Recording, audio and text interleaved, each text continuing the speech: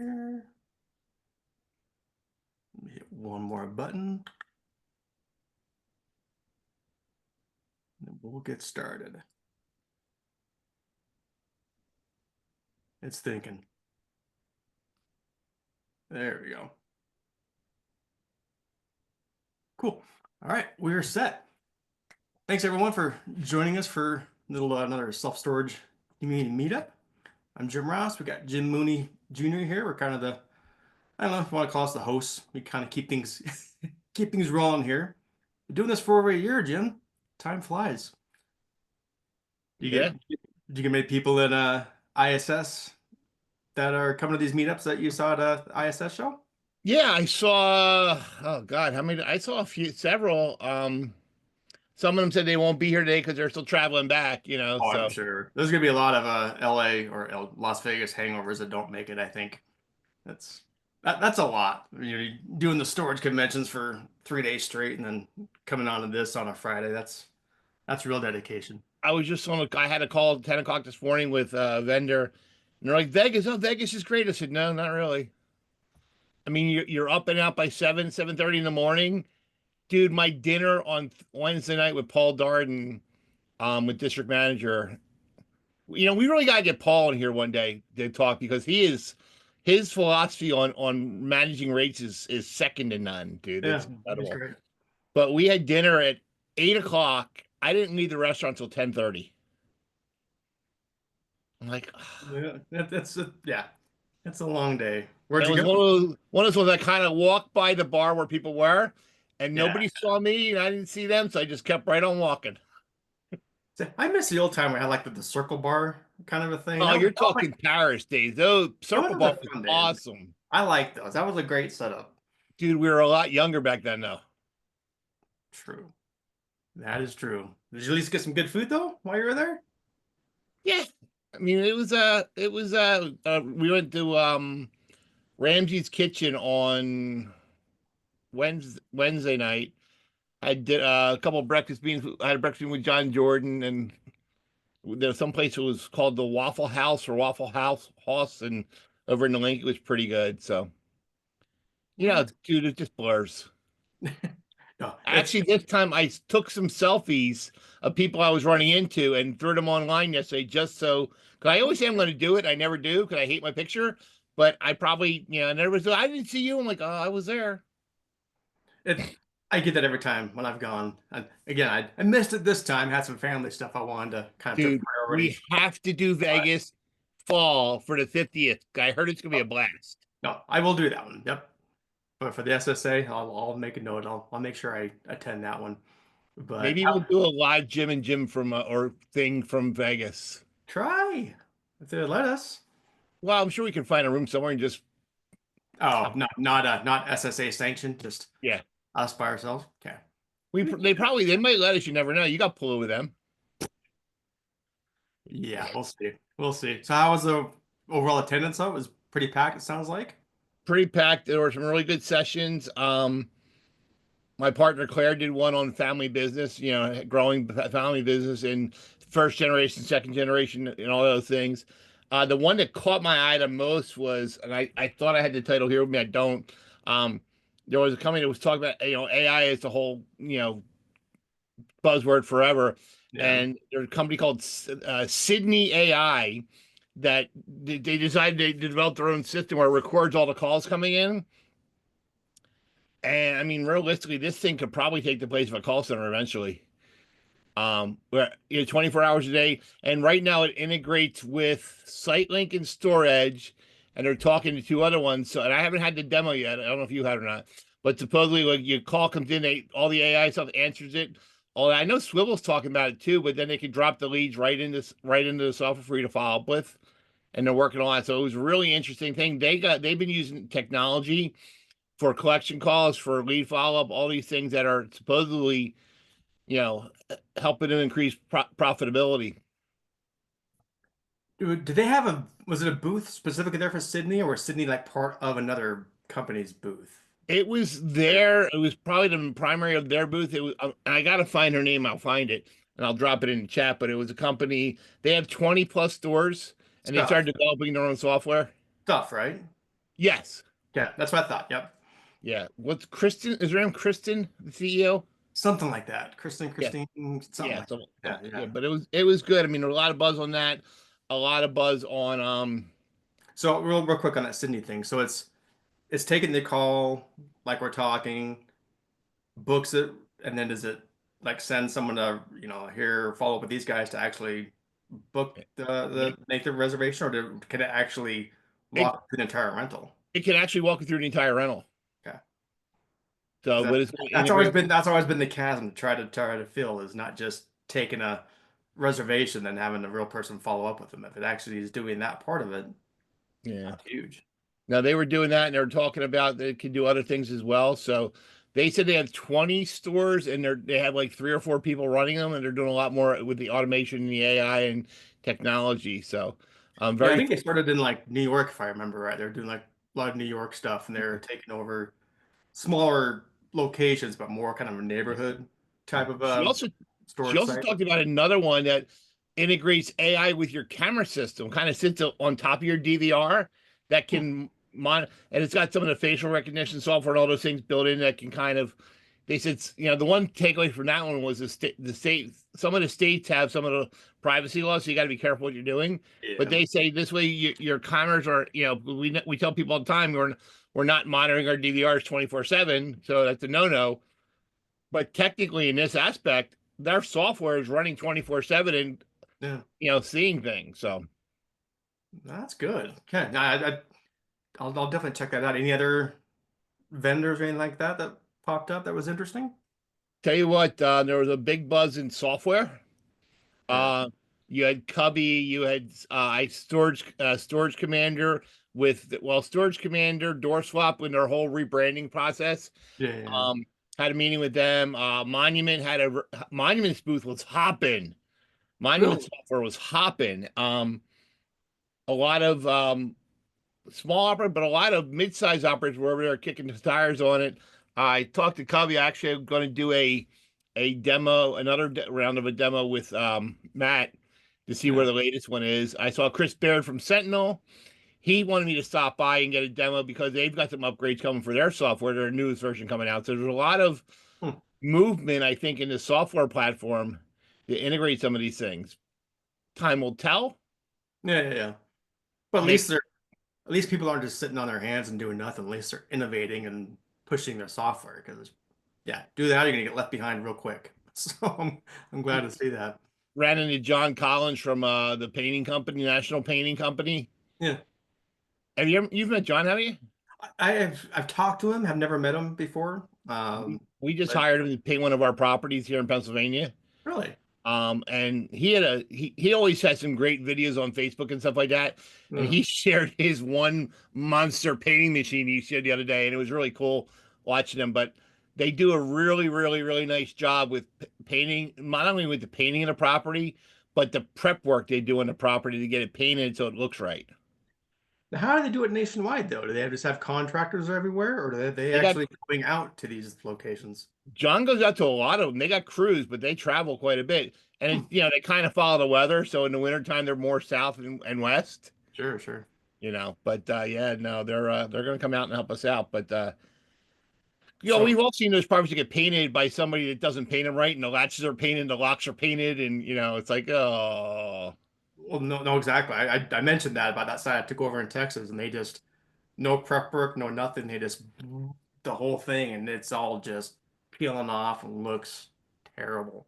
yeah. That's the ones with the door numbers. Rather than having plates, they just had a paintbrush and wrote number 2, number 24. It looks horrid.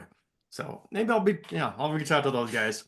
Because if you went for them, obviously they're a good deal. Because I know you guys always have to double check and check quotes and everything and make sure they're getting a good deal. So Well, I tell check you it what, out. though, anybody I talk to, I always tell them at least get 1 or 2 quotes. And Yeah.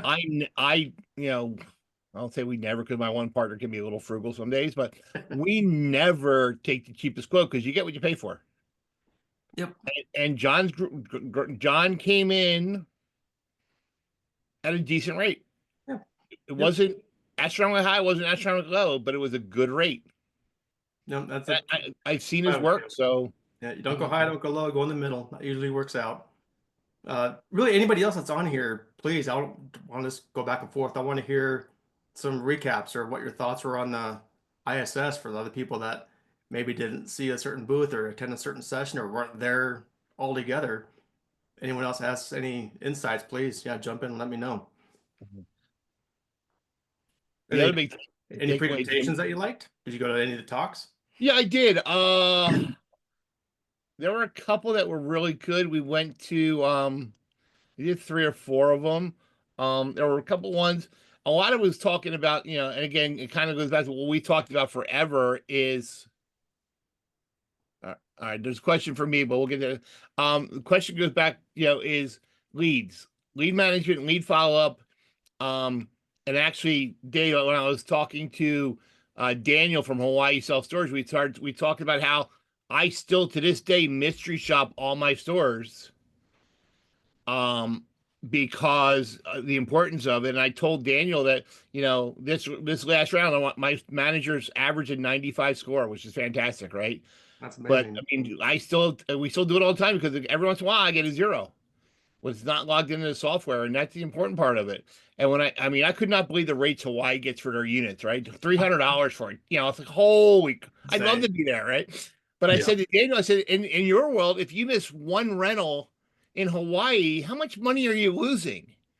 And it was a lot. So we talked a lot about lead management, lead follow up, capturing the lead the right way. And I think Dan Cosgrove in Mercantile had a really busy booth hmm, because people were going over there to talk about the shopping. Because let's face it, and we talk about it. I say it a lot to people. You only get one chance to make that first impression. If you screw it up,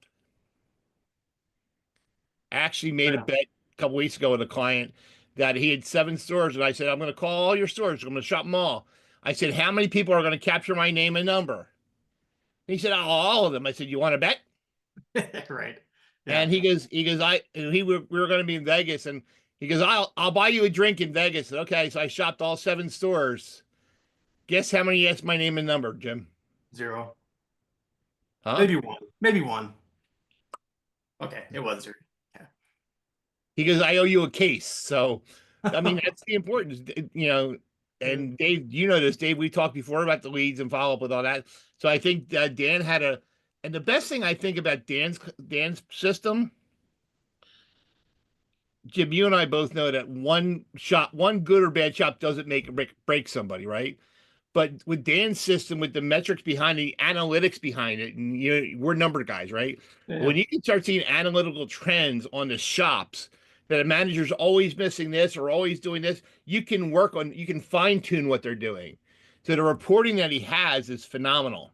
They actually are integrating AI into the shop now because when I sent Dan back the email I sent to my stores about how proud I was of them, he had taken my brief email, 2 lines, and dropped it into AI and gave me this big bullet point thing to talk about.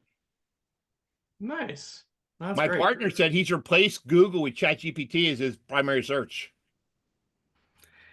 Yeah, that's a whole nother thing I'm waiting to start seeing this upcoming year. And right now, it's on the radar. That's a whole other topic of doing the AI search and how All that's going right, to so work. But Gary Peterson just asked a question, Dan. So it's Dan Cosgrove from Mercantile Systems, and I think I can drop his yeah, drop it in. email here. I know I have it. So let me find it. I'll drop it in real quick. Um, but yeah. So I mean, on here is anybody here doing mystery shopping? Are you seeing good results with it? What's anybody here want to chime in and talk about it? What are you guys seeing?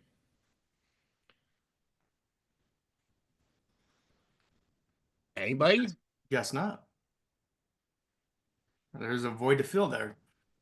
I'm actually doing a thing Okay, on. so Go I ahead. mystery shop the my competitors, and they're not really taking my name and number. They're not calling me back on my other line that I call them on.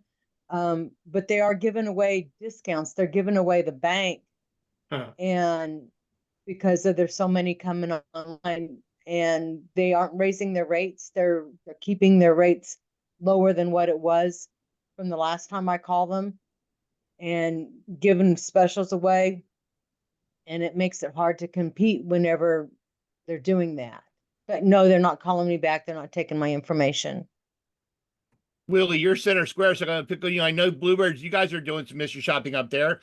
What are the results you guys are seeing? Yeah, we are. How's it going, Jim? Good. I'm not really involved in a whole lot in the mystery shop stuff. As far as I know, it's going great. It's a good product for us. And good scores overall, but it's good insight to see when things aren't getting done, Yeah, it really is. So along with routine store audits as well. exactly. Do There they? was another question here. If anybody else wants to say something about the mystery shop, there's another question Mary had for us. No, bring it up. Mary said, "What's my thoughts about Sparefoot product?" Oh, yeah. That's always an interesting topic, isn't it? I can tell you, Mary, that I think Sparefoot is a necessary, I don't want to say evil, but it's a necessary part of my business. And I'll explain it this way. If you have people that are shopping and they're shopping on Expedia.com or hotels.com and you're not there, you have no opportunity to play the game. So you have no opportunity to get that rental. I can tell you last year for my stores, we had over 3,700 rentals. We had about 955 from Sparefoot, right? So convince me, devil's advocate, convince me that if I'm not on Sparefoot, would I even get half of those? My answer has always been no. Now, are they always great leads? Probably sometimes they're not. You're chasing them down. But with Sparefoot, I've always found the better you work them, and again, I hate to point out Sparefoot leads specifically, but the better you work your lead funnel process and your lead follow-up and your callback and all those things, whether it's a Sparefoot website, walk-in, whatever, they all should have the same weight to them. You should treat everyone equally. Last year, we had about a 42% close rate on Sparefoot. Oh, that's But great. we were following up on them. They're coming in. We got a cadence for them. Yeah. And like I said, last year, one thing I hear about all the time is Sparefoot costs a lot. And Jim, you know me, I'm as meticulous as I can with other things, right? So You know how year, much you're willing to pay for a rental, but yeah, go ahead. yeah, I mean, last year I can tell you across the board, my average cost per rental for Sparefoot was $130. That's nothing. It's. I got a question for you though. In some of your markets, are you competing against the big boys It's funny on Sparefoot? Yeah. It's funny you said that because that's one of the big things right now. A lot of the REITs are now on Sparefoot, Extra Space specifically on Sparefoot. Yeah, and So they're ranking higher.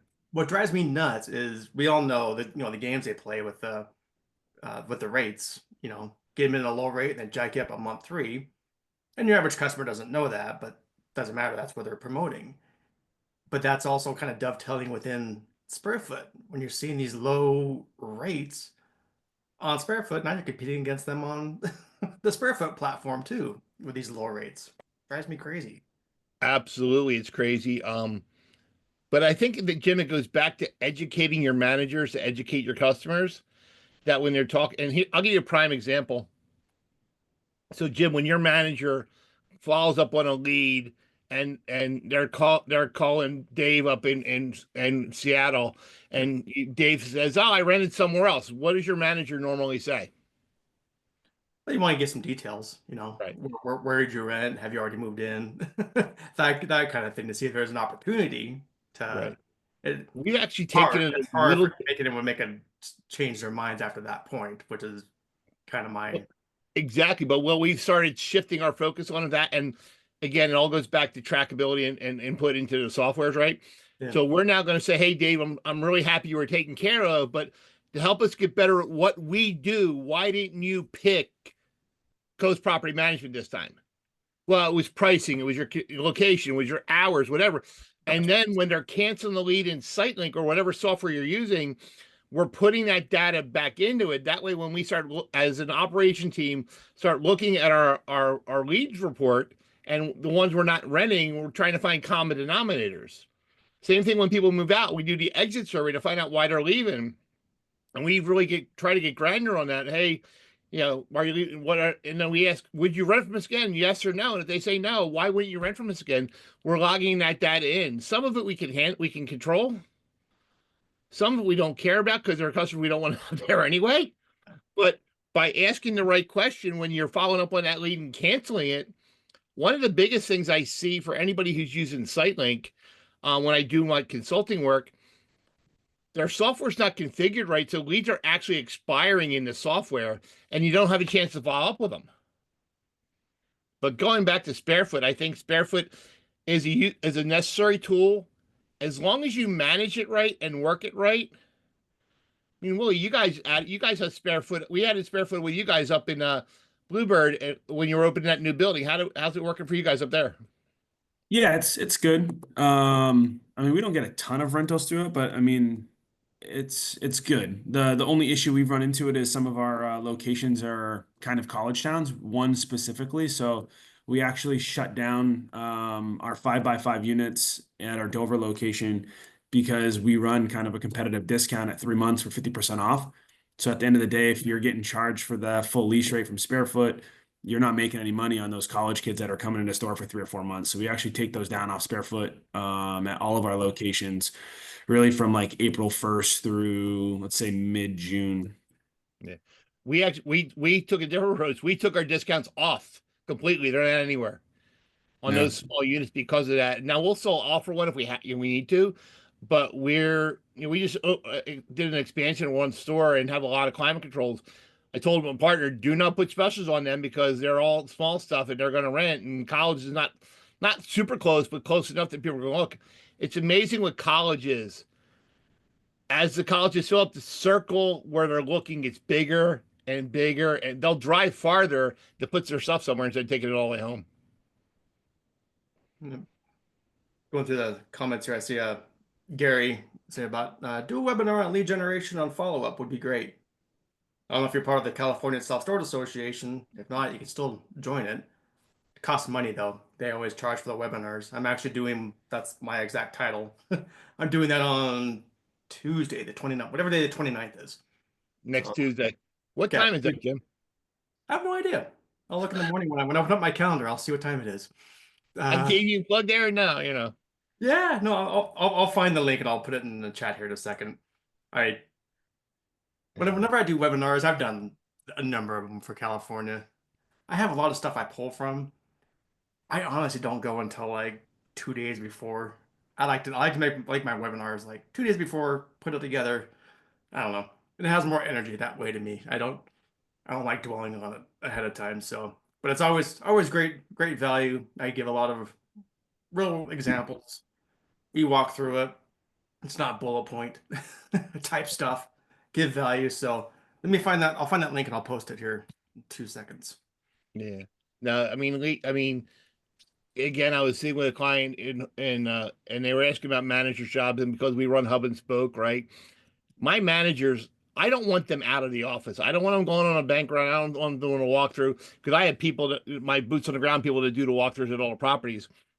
So when you're answering the phone for 7 stores, you want to be in that office, right? It's like 2 or 3 girls in the office. Their main job is renting space and collecting money. I don't need them doing something else. Now, if you have a smaller property, you got to make sure you manage your time accordingly, right?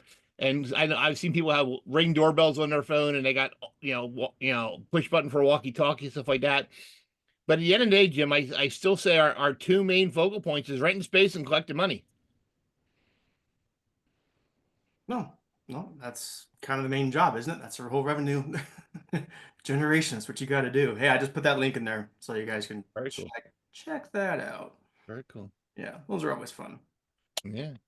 I'm just curious, who else here, Rex, was at a ISS? I want to hear your thoughts on it.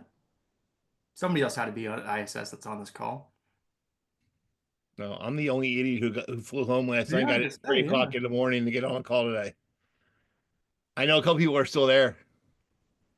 That's well, they're still doing stuff today, isn't it? Today, like doing some more workshops, right? I think. Workshops today, yeah. Yeah. There are workshops. But we did I did go out with Sherry Miller. We did an escape room, another one. Did you? Dude, we got out in 22 minutes. We set the record. Dang. They're pretty fun. Hey, You know, sorry, this but is it's good team building experience. How big was your group? Total of 12. We had 2 rooms, 6 and 6. Oh, wow. So. Oh, okay. That's awesome. I heard someone chiming in. David chimed in. yeah. Sorry, I was there. I just checked into the lounge. I'm at the airport now, but yeah, it was a great event. I think meeting everyone, it was intimate. It was a lot of fun. But once I get a seat, I can share more.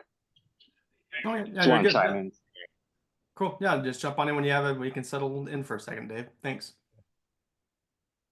It was I got to see the same people and got to meet some new faces and talk to people and just and just kind of the one thing I said this in my post when I posted online yesterday, Jim. We work in the best industry out there, and the people we work with, hands down, some of them are a little crazy, probably me included some days, but all in all, it's the best group of people. And I was talking to somebody who actually um is getting into storage from multifamily, right? And Yeah. they're saying multifamily is so opposite of what we are. They don't share, they don't communicate, they don't help each other out. It's so I'm like, oh, okay. But Why I've do you heard think that that? I from mean, other honestly, people. why do you think that is? What makes storage different? What's the big difference? I don't know, I honestly. really don't know. Yeah, either way, I've asked that question for years and I've never really heard quite an answer. It's just like Do you it just remember is. Just when is. they announced Nashville after COVID, when we were going to Nashville, the first show after COVID? They Yeah. had that whole email with no handing out business cards, no handshaking, no hugging. No, I'm like, who Screw the hell are we that. talking to? I mean, Yeah, Jess yeah. Johnson took her significant other with her, and Jess warned Chuck that hey, this group's a hugging group. I'm like, okay. So, but I mean, it is. I mean, hands down. I mean, half the people on. I mean, think about it. Half the people on this. I can Willie, Dave, Megan, Eva. I mean, just going off the names on here. I saw Mike Moyer on here somewhere. I mean, I can call it. Let me say, hey, what do you think about this? And they're all gonna give me an honest answer. They might tell me I'm crazy. And I think Mike has once or twice.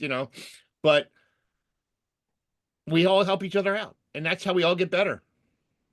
Well, that's kind of the genesis of doing this, frankly. That's the whole point. Yeah. And I'm glad we're doing this here. I want to show something here, well, for a second. Uh, as you know, we've been doing like these drone videos and promo videos and stuff, and more people I've been talking to and doing these Google Business Profile optimizations for owners and that. Nobody ever has videos on. They have some photos if they're actually doing part of what they should be doing, but no one does like the videos. So we sat down a few days ago and made like another 30-second type uh, generic type video that could be easily used for other locations. So I want to get your thoughts on it. I just Yeah. let me show it real quick.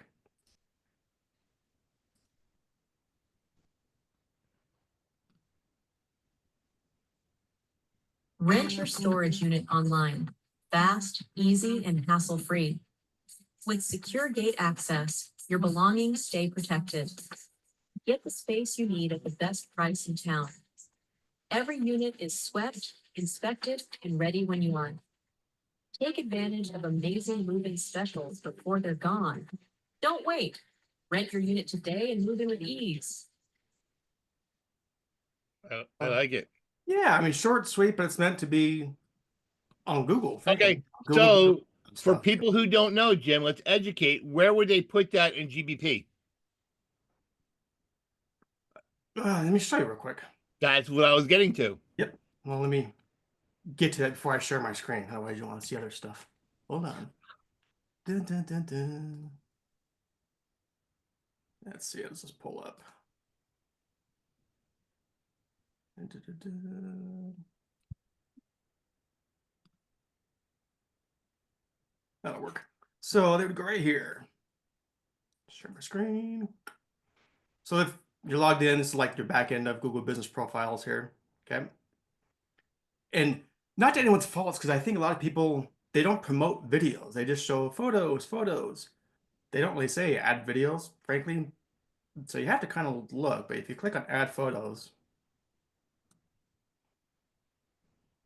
it gives you option. You can drag videos in there as well, up to 30 seconds. But that's new, right? That's only been out for a while.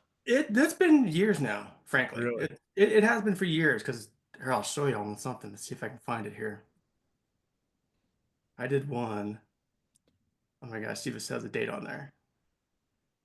Oh, they don't have dates anymore. They used to give you stats. Mhm. This was like 6 years ago. I mean, you can, my Tell young by the days. color of the hair. Exactly. And last time they used to have stats, how many views, and it had like 6,000 views last time I saw it until it went away. Now, again, does that mean you get 6,000 rentals? No, but it's getting eyeballs, and the more eyeballs that you get, the higher you rank on Google. And frankly, with Google Business Profiles, if they're asking you to do something, to fill something in, to put something on your profile, do it. So if it's saying, do videos, put a video on there because no one else really does it. Whether it be like a video like I just shared, or even just your manager going, "Hey dudes, thanks so much for," Eddie knows what I'm talking about. I had Eddie that's on here. I said, Eddie, do it. Just a 30-second. Cool. Thanks so much for checking us out. Really appreciate it. We got great movement specials. The end. Eddie's happy right now. His Avalanche are winning right now, so he's happy. I'm terrible. Is that baseball or is that hockey or what? That's hockey. Okay. Hockey is the Avalanche. Wait. You were going to go to the baseball stadium. Did you go?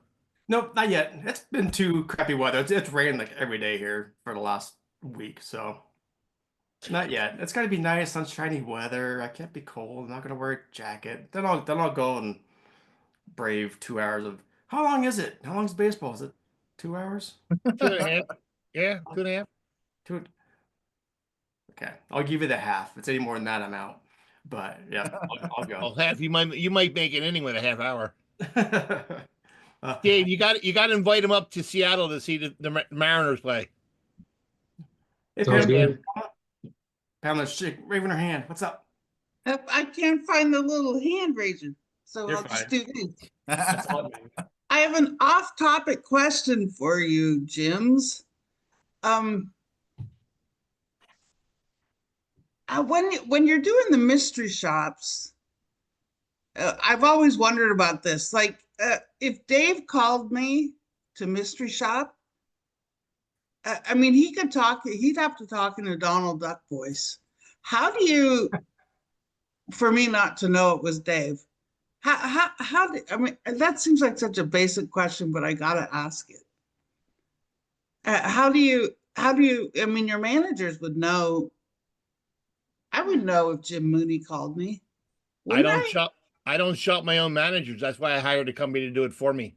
Yeah. Oh, that's what you do. Okay. And And it- then I used to, I didn't have another company, but I would do it myself, and I would use Skype because I would have my own. You could have a different number and it would record and things like that. Well, Skype is no longer their history now. They're defunct and out of business. So I couldn't tell you, but I would recommend. Is it just how many locations we talking about? 15 to 20. Okay, yeah, have a company that can help with that. I was gonna say if it's just a couple locations, you can friends and family can help with that for sure. But if you got the big of a portfolio, Yeah. and who do you recommend, Jim? I mean, I personally don't use a company. I know that Secret Shopper does I it. mean, there's several out there. I mean, I've been working with Dan Yeah. Cosgrove from a long time. Carol Crindle Mixel's got her company. They all do, they all have a good product. I think Dan's is more in tune for the back end for the analytical stuff. The one thing I would say, if you're going to do mystery shopping, make sure you get the calls recorded so that way the he said, she said gets out of the equation. That's what I was just gonna say. Are you already recording your calls? We're recording some of our calls, not all of our calls. Oh, and Pamela, are you recording calls when they come in? Yes. Well, then, honestly, I don't know if you really need another company. If you're already recording the calls, You just go back and listen to them. listen to those calls for sure.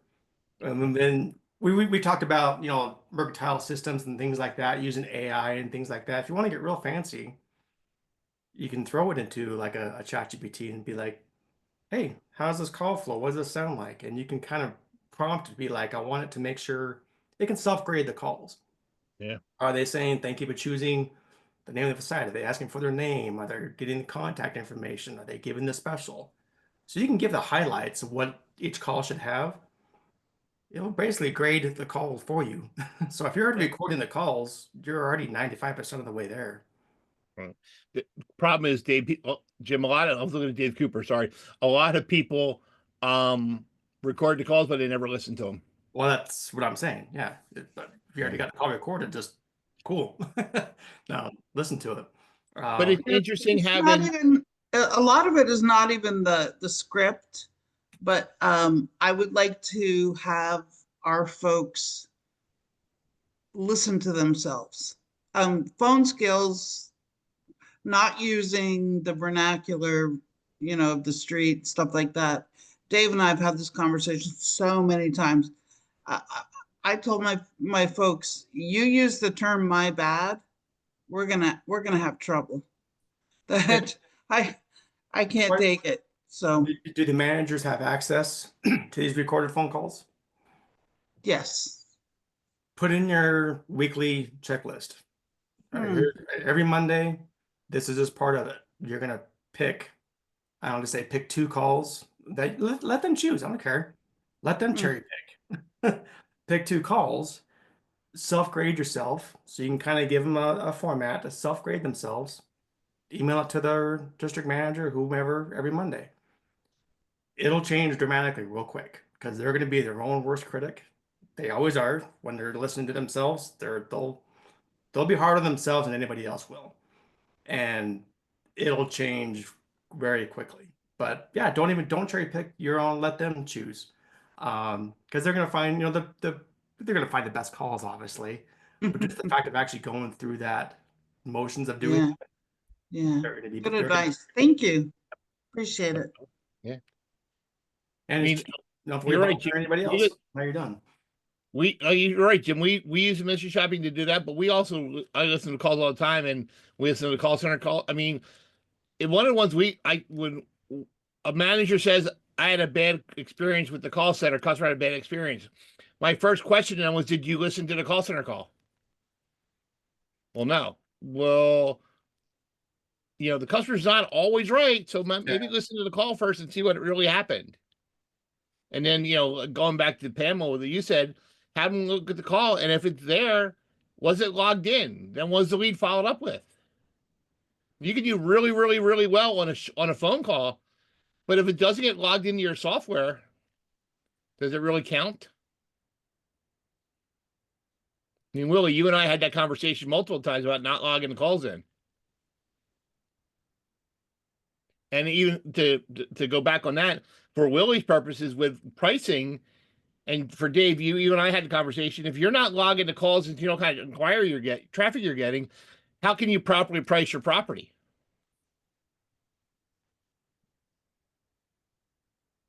And Dave, we put our presentation together for Florida. We started pulling some reports for stores, and we had a couple stores that were like, oh, we're not using this one. Sadly, you're right.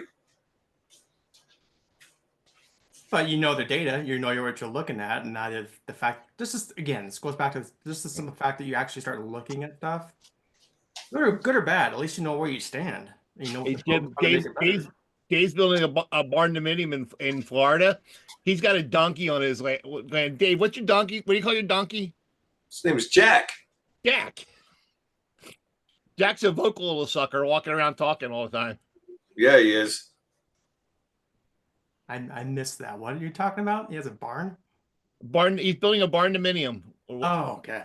Yeah. Jim, I joke, Jim, that I've spent 35 years renting space in a metal storage buildings. I should live in one. So I'm actually building a storage building that I've designed the interior as a home. And so I'm building a storage building right now. Actually, I'm probably about 90 days away from moving in. So pretty excited. Well, wait a minute. You're not designing. I bet she is. We designed. All right. I'll go that far. There you go. Pamela, you had another question? Oh, I'm sorry. I saw you were waving your hand. Oh, I answered my own question. Thank you. It's always you good go. when you can do that, right? Yeah. That's perfect. So who else has interesting stuff going on right now? Anybody? Nobody? What'd you hear as far as like people talking about building, or just what was the overall consensus? People just kind of still holding their breath and not really developing at the moment? Tell you what, there are a lot of builders that were there, and they're all anxious. Now we're doing some expansion at a couple of our properties, so it's a little different. But again, I had a laugh. I did meet somebody that is building 150,000 square feet property Oh, yeah. on some land he has. And I said, "Oh, great! The demand in that market must be really strong." He said, "I don't know. I haven't checked yet." I knew you were gonna say that. You can't make that up, Jim. It happens. How far along was he? Oh, he cleared the ground and he was starting getting. I said, "Who's help?" At least this time he had an architect helping him build it. But But yeah, that's curious to see where that one's at. I'll have to reach out to him here in 6 months when they're realizing. I started using Tract IQ for the last couple weeks and just playing around with it. I've used it a number of times on just in consultation calls, asking that same question. Like what's your demographics look like? What's your competitors look like? And I don't know. So we did it in real time and just pulled it up and showed them, and it's enlightening and Yeah. depressing sometimes when they realize how many more competitors they actually have. And then one guy, I won't call him out, but he's just like, "Oh, I always say, in the 3 mile radius, approximately, I know no one nails it, but approximately how many competitors do you have?" He's like, "Oh, I got 8 or 9." Like, "Oh, let's just check it real quick," and pulled it up. He ended up having 38. Like, you're way off, dude. So we sat down to, like, just like go back where you keep talking about, know your data. Like, so we started from ground zero, just rolled out all of his competitors. We weeded out probably 10 of them that Yeah. aren't competitors. The ones that don't have the rates, and they're just, yeah, they're not your competition. So we narrowed it down to about 20. I'm like, all right, now we can get to work. Because otherwise he was just kind of flying blind. I'm wondering why he wasn't making progress. Dave Reed just asked the question: "Is this Track IQ?" Yeah, that's who I was using. Yep. Yep. Yeah, I like it. It's slick. I just got it like 2 weeks ago, so I still haven't had much time to really dig into it, but Let's it's, look at your competitors. yeah. Yep. Mm. And you can start digging into it. So Dave, I saw Gary comment about multifamily has less moving parts. You have a multifamily background. What makes storage so much different and personality wise and in networking wise than multifamily in your mind? Multifamily is so regulated by local, city, state regulations. So in Seattle, King County, the regulations can be different in King County than the next county over. They're so restrictive. We've got, you got landlord tenant laws. You've got over here in Pacific Northwest, we've got rent control coming in and telling you basically pre-pandemic, we've got about 25,000 doors on the multifamily side for our company. And pre-pandemic, we were actually managing properties. Now the multifamily side, you're just basically playing defense. You're not actively able to proactively manage because of the regulations. And so that's what makes self-storage just so much more attractive. You're able to manage your expenses. You're able to manage, you're able to manage hit your budgets and track your return on your investment a lot clearer on the storage side than multifamily side. Very cool. what we hear all the time. That's not so much right now, but a few years back, people are like getting out of multifamily and putting all their chips on into store. Yep. It's Actually, crazy. my experience with multifamily is much simpler and much easier than self-storage. Self-storage is there's a lot more things going on, a lot more things to monitor. back with the apartments, fix it up, put your ad in Craigslist or in apartments.com, and you rent your apartment. Now, going back to the regulations, things are becoming more and more challenging with that. But yet,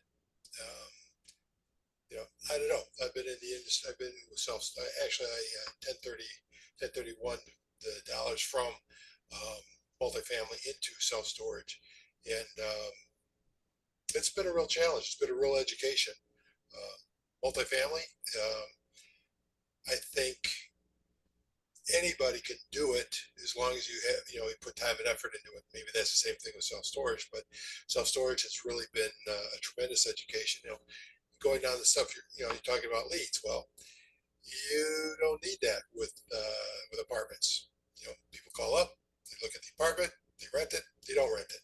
It's a real simple timeline. But then again, too, I was dealing with 24 apartments as opposed to dealing with 500-600 units. So things were different.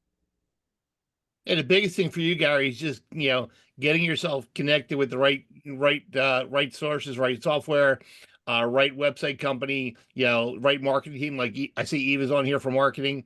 We've seen it all the time where we've seen people who build a beautiful, beautiful website, but they can't find you. And if they can't find you, it's no good. And storage is we say it all the time, an event-driven business.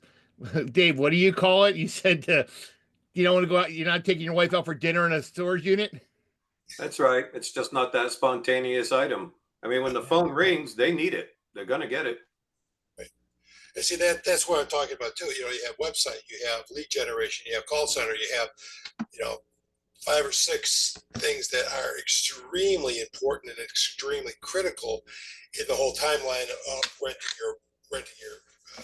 your unit. Plus, you have what the property looks like. Plus, you have the boots on the ground. Plus, you have locks. Plus, you have security. Plus, you have there's a whole lot more moving parts that you have to become knowledgeable of. And to me, it's I've never said I've been the brightest bulb with the chandelier, but at least I have a chandelier. So, but it has been a real education. I know I've talked to Jim and a couple of other people. And the other challenge is pushing the agenda, and how far do you push, because I have a third party managing the property. So how hard do I push them? Because I don't want to be a pain in the neck. I don't want to be that guy who's always calling up, being belligerent, I want to try to help me and help them help me. So it's a fine line, but anyway, I'll shut up. No, Gary, you're 100% right. It's a fine line. And I always tell people, remember, if you're hiring a third party to run your business, they should run your business for you. And as an owner, you have the right to ask questions and all things. And you're right, there's a fine line between all those things, going too far, whatever. But the biggest thing I would say to that is, if you're going to be very hands-on with it, make sure you become very knowledgeable. That way, when you're asking a question, you're not just, oh, here's Gary again complaining about something he knows nothing about. So when you go to, I say, even for my managers, when they come in with a problem, I expect them to have some kind of idea of a solution or a suggestion of what they think we could work. That way, you don't just say, hey, here's a problem, fix it. Here's what I see is wrong, and have we tried this or have we tried that? And look, Jim, you'll agree, none of us have all the answers. We all learn from each other. And what works in Utah doesn't work in Florida or Seattle, Washington. It's very, one of the funniest questions I got yesterday, Jim, at the conference, and it just popped in my head. One guy said to me, what's the average rate per square foot across the country? I said, huh? I said, it's market driven. Yeah. And even micro market driven, because like Dave in Seattle, you got 7 or 8 properties. Your rates vary from location to location because of the area. Dave, with you, Storage King, how many properties? You don't have your rate across the board is not the same. No, definitely not. So, I mean, this is such a micro market driven, and even like demand studies. I mean, if you're in a rural town, you might need to do 3 to 5 mile radius. Where if you're in like Philadelphia or Seattle, Dave, what's yours? A mile and a half in Seattle, 2 miles? What's your range for you guys? 2 miles. Yeah. But if you're like in Manhattan, New York, you're a half a block, or Miami. Well, and that's one of the reasons why I'm here, is to learn, because always ask questions and always trying to learn and build a better mousetrap. Exactly. Great. I'll do it since it got brought up again. I'm doing another webinar for California a week after I do my last webinar. So I'm doing back-to-backs. I put it in the link there. I'm doing one just on Google Business Profile. That's it. Nothing else. Just focusing 100%, probably like an hour and 20 minutes just on that. So Are you doing any of the state shows coming up, Jim? I'll probably end up going to the Mountain West. Is that what it's called? It's like a regional one. It's Utah, Nevada, Idaho, Montana, I think is what it is. And it's being Salt Lake. So I'm doing the upper Midwest in August with South Dakota, Minnesota, Montana, Iowa, and North Dakota. And then I got Mid-Atlantic in May. I think having these multi-state mini regional shows is really starting to pay off for people. That more people can get to them. They're more attractive. There's more content. There's more people there. I mean, I was I flew across the country to speak in Montana or somewhere before, and there were like 25 people in a room. Yeah. But when you get these bigger shows like Mid-Atlantic, I think we got like 300 people coming to the show. Yeah. And you took the words out of my mouth. I was going to guess how many people showed up in Montana. That's that's about right. And this, not to knock the state shows, but they're great, but it takes a lot of time and effort and money to put these shows on, and it's just most of these state shows just can't get the attendance. So I see why they're doing it, and yeah, if the attendees actually get more bang for your buck to actually go there and show up, and the more attendees that show up, yeah, they all win. So Mid-Atlantic conference is in Atlantic City this year. So, no. Well, the nice thing about the conference this year, the hotel rates are really, really, really reasonable. I mean, I think you can get a hotel in Atlantic City with a conference rate for like $79 for the night. Really? So if anybody's in a a 2 or 3 hour drive from that Atlantic City, Jersey area, so for New York, Pennsylvania, Virginia, it's all reasonable to get to, and you're going to have 200 plus people and some really good sessions lined up. Takes advantage of it. If you can't get to the bigger ones, at least learn. Yeah, that's well. Again, I use these as kind of like our little mini. Hopefully, these community meetups is a little bit of a bridge in between the shows and that people that can't make it to the show. At least you come to here, we can come back with some value and bring back what we've learned and things like that. So speaking of which, I got one more ask. I know I keep asking stuff, but if you guys don't mind, I just put it in the link there in the chat. Just copy my email down. If you got time, if you got 5 minutes after this, just shoot me a little email just saying if you like these sessions, any recommendations in the future, or just, or if you're happy about it, these are good sessions. I'm gonna build a page that's a little more professional than just hey, here's our Zoom link to register. And I would like to kind of highlight some of the people that have been on here. We've been doing this for a year now. So if you've been on these and gotten any value out of it, just shoot me a little testimonial, if you want to call it that. I'd appreciate that. It'd be great. Just going back to what Jim said about having regionals, my other industry has to do with credit card processing, and you have the major show in Vegas. It costs probably $2,000, $2,500 to go to the show, and then you have your room and so on. Well, you have the regionals where it costs $100 to get in, then you have your hotel, so that's 3 nights, so you're talking $700, $800 as opposed to $2,500 to $3,000. So, and one of the things I learned when I went down to the one down in New Orleans, I wasn't even a guppy in the ocean compared to some of these guys, you know, with what the you know, the properties they have, $500 million and this and that. I wasn't even part of that. You know, my knowledge was so low, but yet going like I've gone to the because they have property in Michigan. I've gone to the Michigan one. I've gone to the Kansas one, where it's much more personal. It's much easier to talk to somebody, and you're not blown away by somebody. You know, I got 3 properties. You know, I'm like I said, I'm not even a guppy in the ocean. You know, compared to some of these guys who have 20, 30, or 100, 200, 300 properties, my level of knowledge or to be able to ask, but going to a regional meeting where now you have, you know, 200, 300 people, that's a great venue, because then your cost isn't so tremendously expensive to get into the venue. Your hotels aren't tremendously expensive, and I think that makes much more sense than the national or even the local state associations. I think, yeah, I mean, I've been going to the state shows for years, and in Washington State, probably 12, 15 years, and going to the national shows, you know, in Vegas, yes, they're expensive. You're out a couple grand, but it's like the first time I went to Vegas about 5 or 6 years ago, it's like drinking from a fire hose. It's just like, oh my gosh, everything is coming at you. But the amount of information was just amazing. And then, you know, you go again, and then you know, the first time you go, even though you've been in the industry for a while, you don't know what you don't know.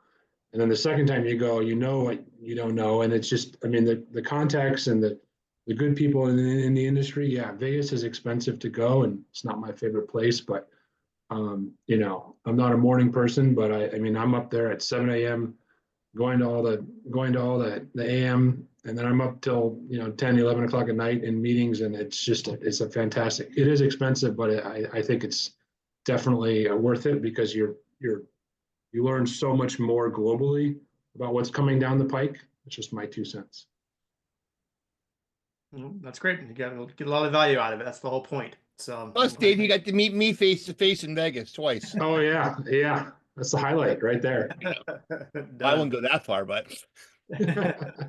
all right. Hey, it's been an hour, guys. Be mindful of everyone's time. So appreciate you guys being on here.